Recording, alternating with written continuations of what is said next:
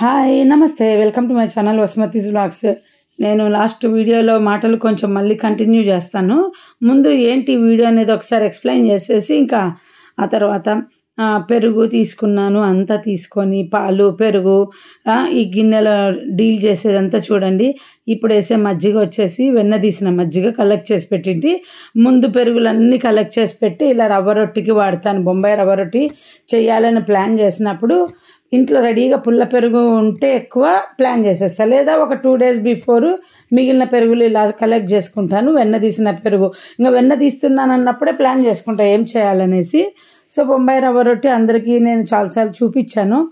ఇట్లా పుల్లటి పెరుగులో బొంబాయి రవ్వ, ఉల్లిపాయలు, పచ్చిమిర్చి, కొత్తిమీర, అల్లం వెల్లుల్లి పేస్టు, కొంచెం జీరా పౌడర్ ఇవన్నీ వేసి తడిపి బొబ్బట్టులాగా చేసి కాలుస్తా. అదంతా వీడియోలో చూపిస్తాను.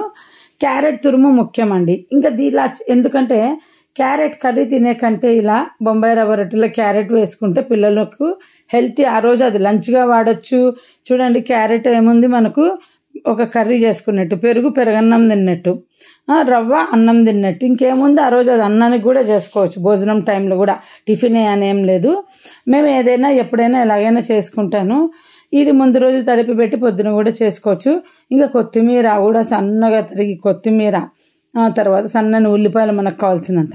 ఇంకా నాకు ఇట్లా మిగిలిన పాలు 2 రోజులకు ఒకసారి నేను అన్నీ ఇలా మిక్స్ చేసేసి తోడు పెట్టడమో, లేదా పుల్ల పెరుగుంటే అందులో పాలు కలిపి పెట్టడం ఇలా చేస్తుంటాను. రోజు ఏ రోజు పాలు మిగిలినవి ఆ రోజు పట్టించుకోను అన్నమాట.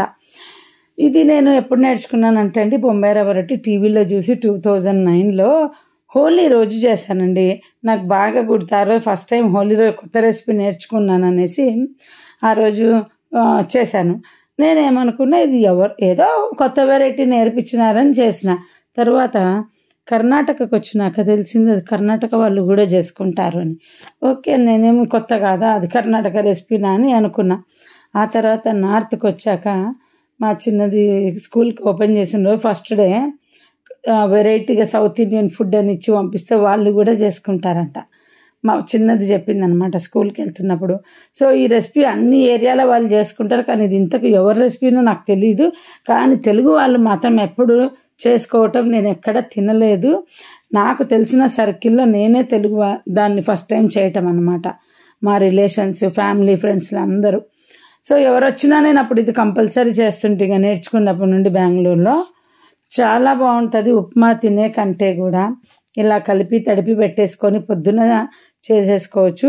కాకపోతే పల్చగా తడిపితే ఇట్లా పట్టుకుంటే విరిగిపోతుంది, గట్టిగా తడిపితే గట్టిగా ఉంటుంది. జారుడు మీడియంగా చూసుకొని తడుపుకోవాలి.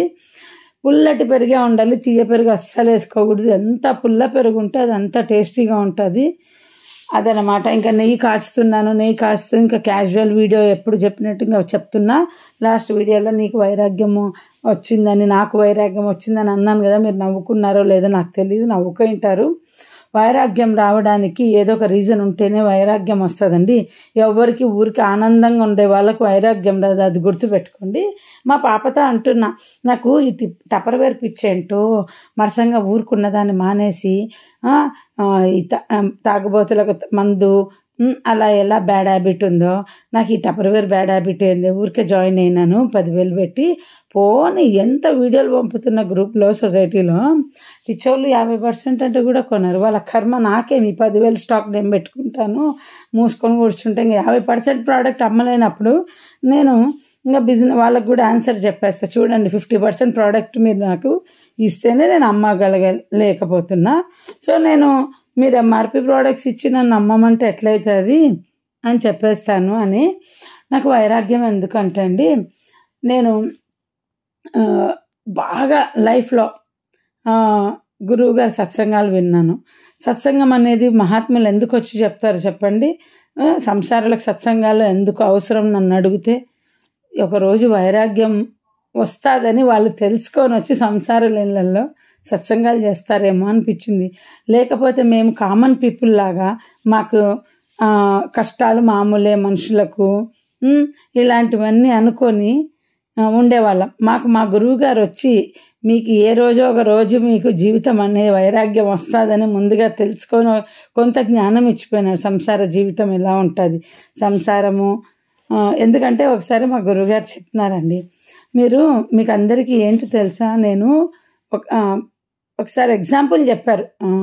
అది చెప్పిన స్టోరీనే మళ్ళీ కొత్త వాళ్ళు వచ్చి ఉంటారు కదా, వాళ్ళకు కూడా తెలియాలి. మహాత్ముని విషయాలు, మంచి విషయాలు 1కి 10 సార్లు చెప్తే తప్పు లేదు. యూట్యూబ్లో వండిన వంటలే ప్రతి ఒక్కళ్ళు వండి చూపిస్తున్నారు కదా, బోర్ కొడుతుందా? లేదు కదా. అలాగే నాకు ఈరోజు మళ్ళీ చెప్పాలనిపించి నేను చెప్తున్నాను. ఒక గాడిద గొంతుకు తాడు కట్టేసి ఉంటే దానికి ఒకవైపు మహాత్ముడు పోతూ పోతూ చాకలి వాడు కట్టేసి ఉంటాడు. ఆ తాడు విప్పేసి ఉంటాడు అన్నమాట ఆ మహాత్ముడు. ఆ గాడిద మాత్రం అక్కడే ఉంటుంది, పోదు. ఇంకా దాని గొంతుకి ఆ తాడు బిగుసుకొని ఉందన్న ఫీలింగ్తో అది అక్కడే ఉంటుంది. మళ్ళీ రిటర్న్లో మహాత్ముడు వచ్చి, ఇంకా నువ్వు వెళ్ళలేదు, గొంతుకి తాడు ఎప్పుడో తీసేశాను కదా అని చెబితే అప్పుడు దానికి వైరాగ్యం వచ్చిందన్నమాట.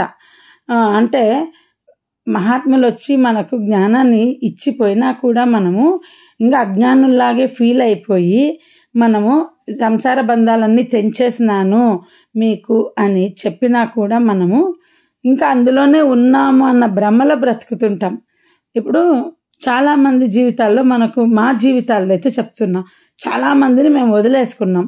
దానివల్ల ఏడ్చుకుంటూ కూర్చోవడం కాదు, బంధం తెగిపోయింది, ఏ మోహం లేదు. ఇంకా నా అన్న వాళ్ళు ఎవరెవరు వద్దు అనిపించేలా మాకు క్రియేట్ చేసి బంధం తెంపేశాడు. దానివల్ల వైరాగ్యం అన్నమాట. ఊరికి వైరాగ్యం రాదు. ఏవైనా మనకు ఎంతోమంది బంధాలు మన లైఫ్లో పోతూ ఉంటాయి, సంతోషపడండి. మోహం అనేది మనకు తెగిపోయింది. మనకు ఉండేది ఒక సంసారంలో మన బాధ్యత. మా గురువుగారు ఎప్పుడు ఏం చెప్తారంటే, సంసారం బాధ్యత తీసుకున్న తర్వాత దాన్ని సక్రమంగా నెరవేర్చాలి అని అంటారు. సన్యాసం తీసుకుంటే సన్యాసం బాధ్యత నెరవేర్చాలి.